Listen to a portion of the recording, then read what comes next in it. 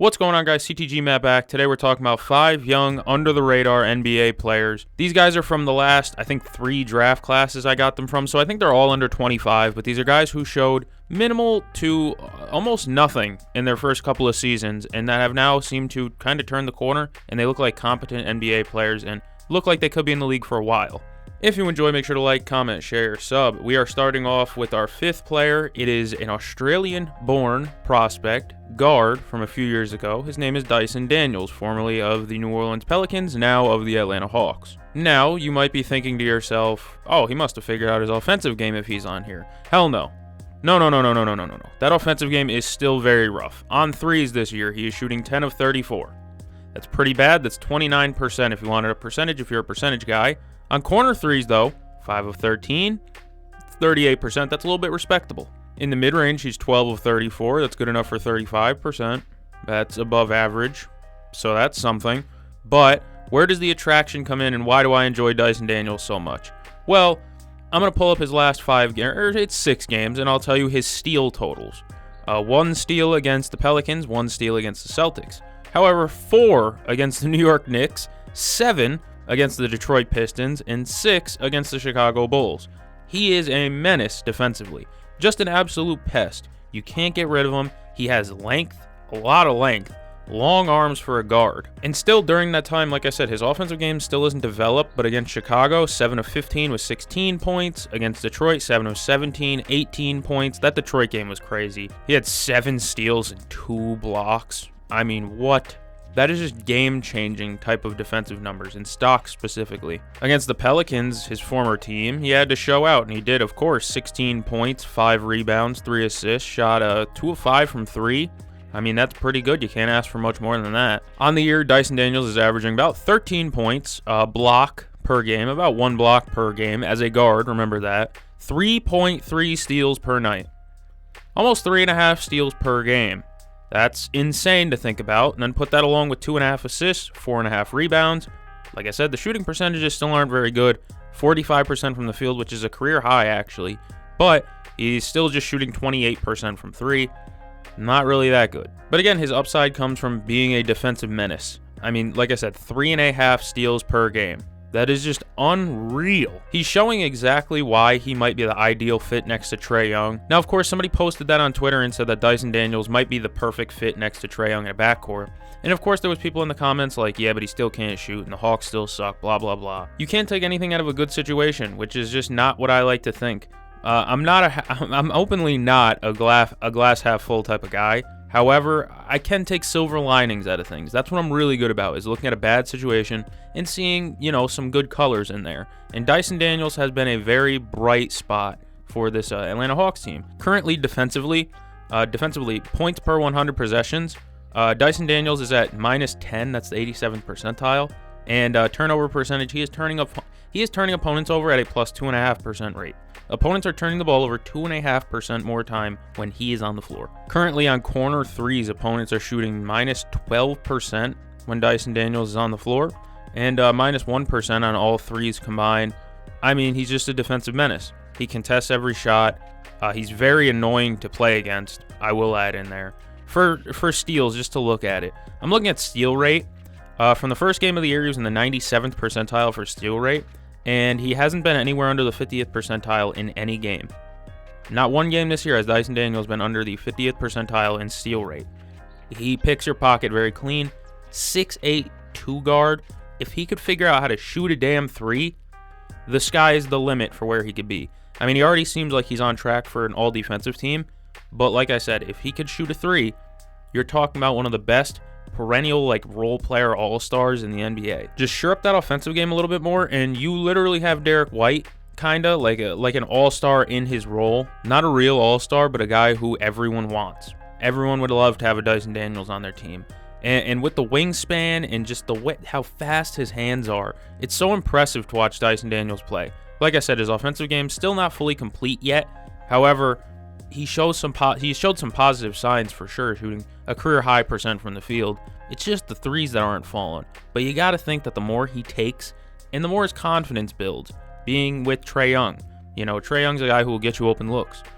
so maybe playing with Trae Young and getting more open looks, he'll get more comfortable. He might start making more. Dyson admittedly isn't a real prospect that I thought has turned the corner yet, because turning the corner for him would be getting an offensive bag. Some type of, not even a bag, just an offensive game, respectable shooting percentages would definitely help. And that would be him turning a corner. But as for right now, him getting this full-time starting opportunity and being really, really good in it has me kind of excited for the next stage of his career, considering he's not even 22 yet. The 8th pick of the 2022 draft class, like I said, he didn't get much playing time in New Orleans. He wasn't seeing a ton of playing time. In his rookie season, he averaged 17 minutes a game and started 11 games. So far this season, he's already started 9. He's on pace to start more games than he ever has in his young career. Plus, he's playing 32 minutes a night. Mind you, again, 3.5 steals, and he's managing to play 32 minutes a night. He's averaging only 2.9 fouls per game. 3 fouls a game it's a good amount, but for a guy who plays as pesky defense as he does and reaches as much as he doesn't really get himself into foul trouble all too often. Just Dyson has become an absolute menace on the defensive end, and I had to give him some sort of respect for it, for the work he's put in, because like I said, rotting on that bench in New Orleans, playing 61 games last year and 59 in his rookie year, never cracking the 25 minutes per game mark, and now finally getting a real chance. It seems like he's putting together an all-defense type of season for them, and I'm happy to see it. The second player on this list is a guy that if you watch basketball and you really pay attention, you already know that he's having a breakout season, but I feel like I still have to bring it up anyways, because last season he averaged 8.5 points, 2 rebounds, 1 assist, and played 21 minutes a night. 17 games started, 42% from the field, 36% from 3. It's Grady Dick. Get your jokes off. Go ahead. Get your Grady Dick jokes off. It's funny. Don't get me wrong. It's hilarious. But currently, like I said, last season he averaged 8.5 points per game. Now he's up to 19. That's a 10.5 jump in points per game, combined with the fact that he's playing an extra 10 minutes per game, about closer to 11. He's shooting 46% from the field and 37% from 3. Really good season. Averaging over 1 steal a game and half a block as well. I mean, that's a pretty impressive stat line for a guy who was in year 2, who showed, I'm going to be honest, close to nothing in year 1. I mean, there wasn't many signs in there, but this is a guy who can consistently get you 15 to 25 a night. He's just consistently getting box score numbers that look good. I think the next evolution for Grady's game would be to be maybe a little bit better of a passer, 2 assists to 1.5 turnovers. I don't think that's his role right now because, of course, he's still playing with Scotty Barnes, who moves the ball really well. But I think that might be the next evolution in his game. But as for right now, just being able to put the ball in the basket is a really good sign for Grady. Currently taking 6.6 threes a game and shooting 37%. Again, that's really, really good in percentages. Taking over 6 a game, and this is a guy who last year shot 4 threes a game. He's now up to almost 7. It's 6.6. And he's currently... on non-corner threes, he's 23 of 60. That's in the 66th percentile, 38%. And on corner threes, he's 27 of 72. That's 38%. In the mid-range is where he's making his money. On all mid-range shots, he's 30 of 53. That's 57% in the 93rd percentile. In the short mid, he's even more dangerous. In the short mid, which is about, I think it's 4 to 14 feet, I believe, that is 55%, 18 of 33 total. At the rim, he's struggling, 18 to 37. That's gross. He needs to learn how to finish through contact. However, an increase of, 0.8 in effective field goal percentage in year 2, and the fact that it just looks so smooth. The game looks like it's coming to him now. And you look at the game logs and you see some gaudy scoring numbers. He had 30 against Charlotte, 25 against Minnesota, 26 against Denver. That 26 and 5 against Denver was smooth too. He had a couple of baseline jumpers late in that game. I was like, ooh. And then the Sacramento game, I think he did the same thing. He only had 7 points, but he had a couple of big buckets down the stretch. The kid has shown very good positive signs for the future. The offense with him on the court has become really, really good too. You look at their points per 100 possessions when Grady Dick is on the floor, it is plus 11.6. That's the 90th percentile. And effective field goal percentage jumps 7.2% with Grady Dick on the floor. So the offense has become pretty good when Grady's on the floor, and when it's off, And again, I really like Grady and what he brings to the floor, but you look at his most played with lineup, it is a lineup that consists of the lineup that Grady has played most of his minutes with. That's 182 minutes, is Davion Mitchell, Ochai Agbaji, Grady Dick, RJ Barrett, and Jakob Poeltl. That's a really bad unit. I'm sorry. I don't really like Davion. I'm sorry. And then Ochai, And it's just it's a spotty unit. RJ Barrett hasn't been kind of what I expected he could be. The defense is really bad in that lineup. His second most played lineup with Scotty Barnes is even worse somehow. Hilarious. But for a Raptors team that's just looking for positive signs, like Jakob Poeltl said before the season, and like, what's their coach's name? I don't remember how to pronounce it. They aren't really looking to win this year. They're looking for player development, and they're looking for positive signs. Like I said, even though the team may suck, you're looking for silver linings and positive signs. Grady Dick is a very big positive sign. But on offense, points per 100 possessions in that lineup of Davion, Abaji, Dick, Barrett, Poeltl, it's 66th percentile, 119.2 points per 100 possessions. You know, the offense looks pretty good. Turnovers, they're in the 83rd percentile. That's not bad. He's not even 21 years old yet. He was the 13th pick, I think in 2023, and he's 6'8". Like, he has all the physical tools there to be a really good player. It's just get him some better complementary talent and some spacing maybe. So Grady might be doing all this with an offensive group around him that might be handicapping him a little bit. You get him next to some more competent players, and ideally you'll see a more perfect version of him. You get him with a point guard that's not Davion Mitchell or Emmanuel Quickley, and you might have something on your hands here.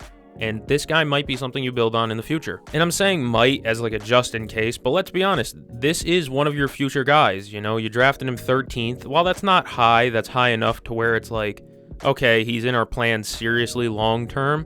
I don't like the way he spells Grady. That's just me.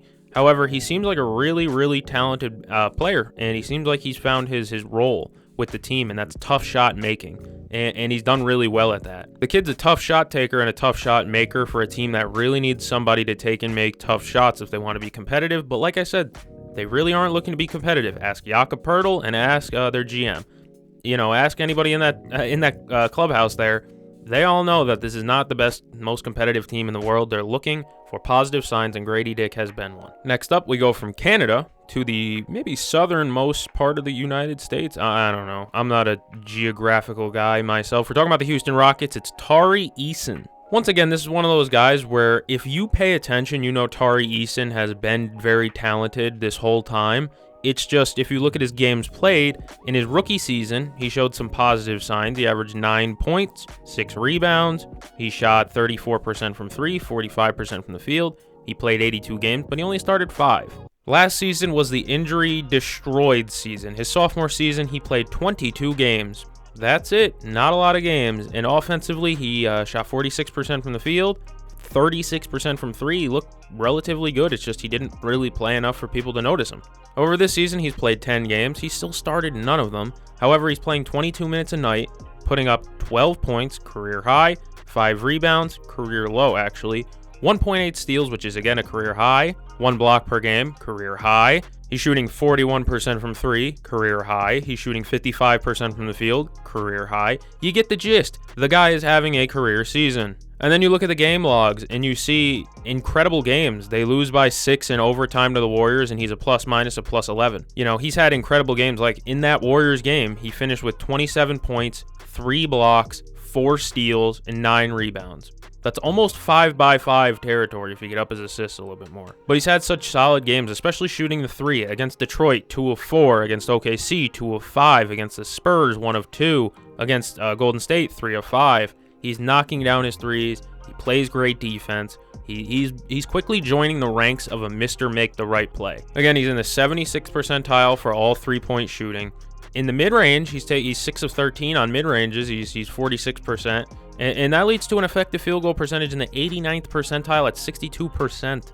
My favorite thing to look at is his positions, because according to Cleaning the Glass, he has played 6% of his minutes at center this year. He is 6'8", 6'8", and he's playing center at sometimes.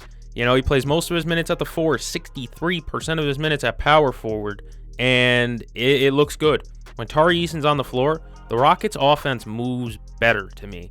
It just looks good. You look at the on-off numbers and you see the Rockets' points per 100 possession jumps crazy when Tari is on the floor. Effective field goal percentage jumps crazy when Tari's on the floor. Rebounding is better. Free throw rate higher.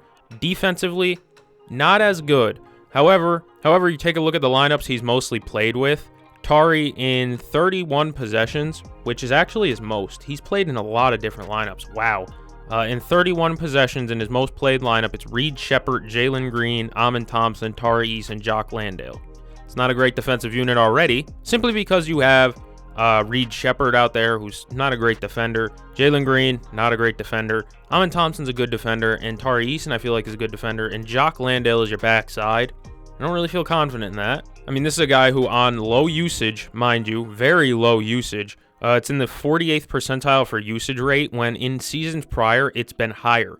The thing is, last season, in the 22 games he played, his usage rate was in the 70th percentile. And he's taken a step back in terms of usage this year, and it's actually helped his efficiency a lot more. I mean, this is a guy who was ravaged with injuries last year and just couldn't get on the floor. So to see him starting off playing 10 games straight and not having any injuries to worry about, and he's playing a career high in minutes, mind you, like I said, he's averaging 12 points a game. That's 2 more than his second best season, and he's averaging less than 1 more minute per game than last season, which was his career best. I think Tari's fully started to turn a corner as an NBA player in this league, as a really good just role player who can create his own shot at times and rebound the ball and play really quality defense. I really like what Tari Eason brings to the table, and I think that if the Houston Rockets want to win in the future, Tari Eason is a guy you need to keep around. He is a winning player. Before the season, I was gassing up another guy in Houston, Jabari Smith Jr. He has done nothing but disappoint me. However, Tari Eason has not disappointed me. He's actually broken through my expectations for what I expected from him. This is a young team in Houston, very young. Majority of their guys on their team are sub 25 years old, it feels like. So I wasn't sure who was going to get playing time with the team.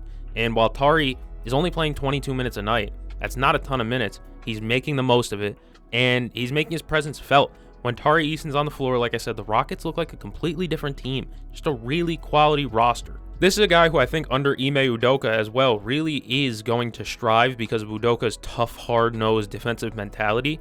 You know, Tari Eason is a guy who will stick his head in there, who will dive on the floor for a loose ball. I said loose bar. He will dive on the floor for a loose ball. He will do the dirty work. I mean, he's averaging 2 steals and a block a game. There's a reason this guy's been putting up elite plus-minus numbers. It's because when he is on the floor, like I said, they just look 10 times better. I like what the Houston Rockets are doing, and I like how some of their young players have looked so far this year. I just found out Amin Thompson's middle name is XLNC, pronounced Excellency. I hate that. And Osar's middle name is the same. I can't stand it. However, Tari Eason, really good basketball player. Big salute to him because, like I said, last year was injury-plagued. Last year could have been the season he turned a corner, but it turned into a season that was essentially a waste. But, again, at the end of the day, he is only 23 years old. So, you know, he's still got a long way to go in his NBA career. And I think if he keeps playing this way, he will continue to find a job no matter where he goes in the NBA. Next up is a player in a blind spot for a lot of people, I'd assume. It's in Washington. Nobody watches the Wizards. I don't blame you, but one guy has made watching the Wizards almost worth it for me. It was a guy who last year, early in the season, I was like, oh no, is this just bigger Killian Hayes? No, he's actually turned into a really respectable NBA player this season. It's Bilal Coulibaly. Bilal Coulibaly in his rookie season last year averaged 8.5 points, 1.7 assists, 4 rebounds. He shot 43% from the field, 34% from 3, and 70% from the free throw line with 1 steal and 1 block a game. That's not bad for a rookie, but it's not really that great. However, this season, in 8 games that he's played so far, by the way, the Wizards have only played 8 games, and some teams are on like game 12. Horrible scheduling how it's worked out so far. I can't stand that. However, in 8 games for Bilal Coulibaly, he's playing 35 minutes a night, shooting 57% from the field. We'll round up, say 58% from the field, along with 39% from 3, and 17 points per game. 8 points to 17 points per game. This is a guy who might not be getting most improved player talks. I haven't checked the odds yet, but this is a guy, I know he's only in year 2, and they typically don't give it to year 2 guys. Bilal is a guy who, like I said, after last year, it felt like you almost could have written him off like, oh no, did the Wizards just waste another draft pick? And then you started to see him later in the year build up. He moves well with the ball. He's putting up 20-point games pretty frequently, and like I said, he's shooting 39% from 3, 12 of 31 total. But at the rim is Bilal's biggest improvement. Last season at the rim, Coulibaly shot 90 of 145. That is good enough for 62%, which is below league average, 42nd percentile. This season at the rim, he's 26 of 28. That is 93% in the 96th percentile. Mid-ranges, mixed bag. It's better than last season. Again, last season in the mid-range, Bilal shot 18 of 74 on all mid-ranges. That's 22% or 24%. That's the 7th percentile. This season, it's still not great. It's 11 of 27. That's 41%, 46 percentile. But if you think about that, last season he had 74 mid-range attempts and made 18. This season, in 27 mid-range attempts, he's made 11. So he's already going. So in 8 games, he only has 7 less mid-ranges than last season. All of last season. I'll read off some game logs for you guys just to even show my point a little bit more. Against Cleveland, very good team in Cleveland. They get smoked, but Bilal puts up 23.6 rebounds. At Atlanta the next day, 17 points, 2 rebounds, 3 assists. Next game versus Atlanta at home, 27 points, 9 rebounds, and an assist, shot 11 of 14 from the field. Game after that against Miami, good defensive team in Miami, kinda. 22 points, 8 rebounds, 2 assists.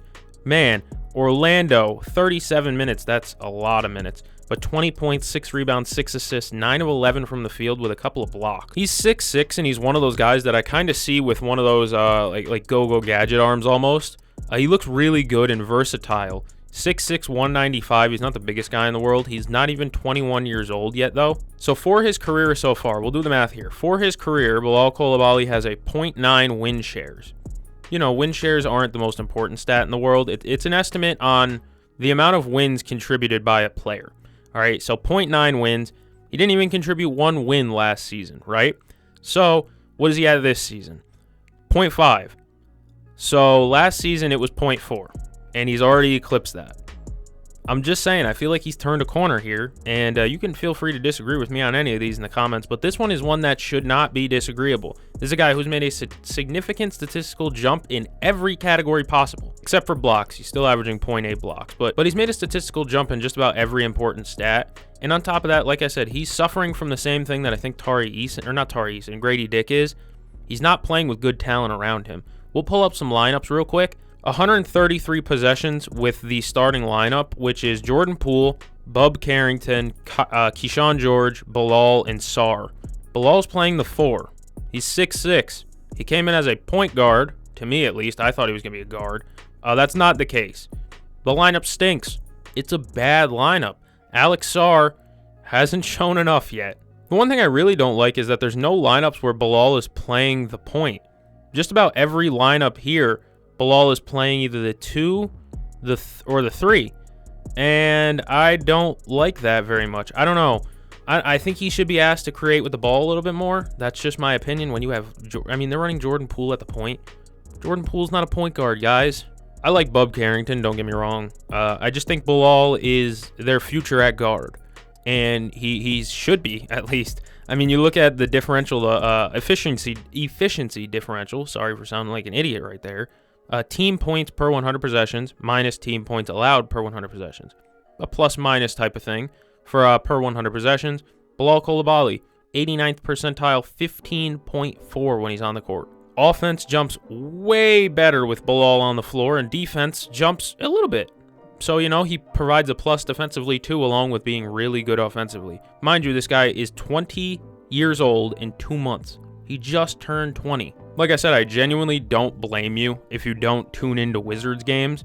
I do a lot of the times just because it's when I'm getting home from work around 7:30 and they're the early game. Sometimes they're on at 5, sometimes they're on at 7. But they're usually the early game. So I'm usually turning into a little bit of Wizards just to see what's going on. And every time I tune in, it's either A, I'm noticing Bub Carrington making a decent play because I really like Bub and I like to see the strides he's going to take. But the one that I really notice and always stands out to me is Bilal Coulibaly. And like I said, for good reason, the NBA fan doesn't really give a damn about the Wizards, but man, he's become a revelation and something to at least be excited for in the future of this Washington Wizards organization. They look like they hit on a pick, is the short way that I'm phrasing it. The Wizards don't have the best track record when it comes to drafting players, and this one looks like a hit so far. 7th in the 2023 draft class, and he's building your offense to be way better than it was last season. I'll tell you that much. Their effective field goal percentage jumps by 3% with Bilal on the floor. He attacks the basket with aggression. He shoots threes at a pretty good clip, at a respectable clip. And on top of that, like I said, he's playing with a lineup that's just not good or built for him. And if Sar could take a step and if Bub could take a step, the Wizards have something kind of cooking here. But last season, I thought that Bilal was kind of a bad pick in the beginning of last season because you watched him and it was just really bad. No, I'm not trying to be mean here, but it really was just a bad viewing experience watching Bilal play last year with the Wizards. However, this year he's completely flipped the narrative on him, and it looks like he's becoming a more complete NBA player. And then I always like to bring up stocks, because stocks are some of my favorite things to track. He had 3 blocks and a steal against Orlando, 2 steals, 2 blocks against Memphis, 3 steals and a block against Atlanta. That's really good, and he doesn't turn the ball over. He does turn the ball over, actually, a good amount, but that just comes with the aggression and especially the lack of spacing that the team has. He's seeing 2 bodies a lot just because he's way better than just about everyone else on that roster. Wizards fans, you got something to be excited for. Sarr is playing, Bub Carrington is all right, but Bilal Coulibaly is the real deal. He looks real. He looks like a player who's going to be around for a while, that the Wizards are going to want to keep around for a little bit. So, you got one. Congrats. We go from our nation's capital in Washington to Orlando, Florida. We're talking about Anthony Black from the Orlando Magic. Last season, Anthony Black averaged 4.5 points, 1 assist, 1 rebound, 2 rebounds, my bad. And he shot 46% from the field, 39% from 3. It was pretty good. This season, it's jumped to 8 points per game with 1 block a game, 4 assists, 3 rebounds, and he's still shooting 45% from the field, only 33% from 3, but it's only 11 games. However, what I really want to talk about is how good his defense has been and how kind of needed he's been for this Orlando Magic team. Without PB, Paolo Banchero, or P5, whatever you want to call him, without Paolo, we really started to wonder with this Orlando Magic team, where would they turn? And it seems like it's become more of the Anthony Black show. Not him being like an aggressive scorer. They're not saying go get 30 a night. What they are saying is be a contributor. He played, how many minutes a game did he play last season? 17. This season, he's up to 25. So it's a jump in minutes after they let go of Markelle Fultz, and they took a chance. They said the 6'7" combo guard, who's not even 21 years old yet, could be our future. And so far, Anthony Black has provided them with really good minutes. You look at the box scores, and it's nothing that pops out at you. You look at his game against Washington, you see 12 points, 2 rebounds, 4 assists. Against the Pelicans, 11 points, 3 rebounds, 4 assists. Against Indiana, 12 points, 6 assists. However, the efficiency, 4 of 6 from the field, 4 of 6 from the field, 4 of 7 from the field, he's showing positive signs. But defensively is really where he's starting to find his calling card. Again, I'll talk about stocks. In his last 4 games, he's had 2 steals, 1 block, and 2 blocks in a game. And those are decent numbers. And then on top of that, just the size that he brings to the table. Orlando has a fetish for having long wings, and Anthony Black fits the mold, even though he's more of a guard than a wing. He really does fit the bill as somebody who's really, really just lengthy and long. Pause. His efficiency hasn't taken the best jump in the world. It's actually gone down a little bit. However, I'm not worried about the efficiency right now simply because he's playing almost 10 extra minutes a night. I'd assume that that's taking a toll on him. You can train in the offseason as much as you want. You can play rec basketball as much as you want in the offseason. But there is no amount of basketball that will get you prepared for an NBA game. There's no other way to train for game shape other than playing the game. So jumping from 17 minutes to 25 minutes, that's 8. It's not 10, but it's almost 10. I'd assume part of it is definitely him just learning how to play. He's averaging 2.5 fouls a game, so that means that he still hasn't cleaned up his defensive mechanics yet. Same with his shot mechanics. They don't look like the prettiest. However, like I said, his assist jump going from 1.3 assists to 4.1 assists, they needed a playmaker, especially with Paolo out, and being able to lean on Anthony Black for 4 to 5 assists per game, that's kind of what they need right now. 4 assists, 2 turnovers, that's 2-to-1 assist ratio, baby. That's good enough for me, especially for kind of a backup point guard. And like I said, he hasn't fully turned the corner, because turning the corner for him would be shooting the 3 ball more efficiently. Last season, in 1.5 attempts, he shot 39%. This season, in 2 attempts, he's shooting 33%. He needs to figure out the efficiency part. However, with the ball in his hands more and them asking him to be more of a facilitator, I can see how he's taken that hit in 3-point efficiency specifically. He's in the 97th percentile for block percentage, and he's in the 93rd percentile for field goal offensive rebounding percentage. You look at the on-off numbers, specifically defensively, they've been all right.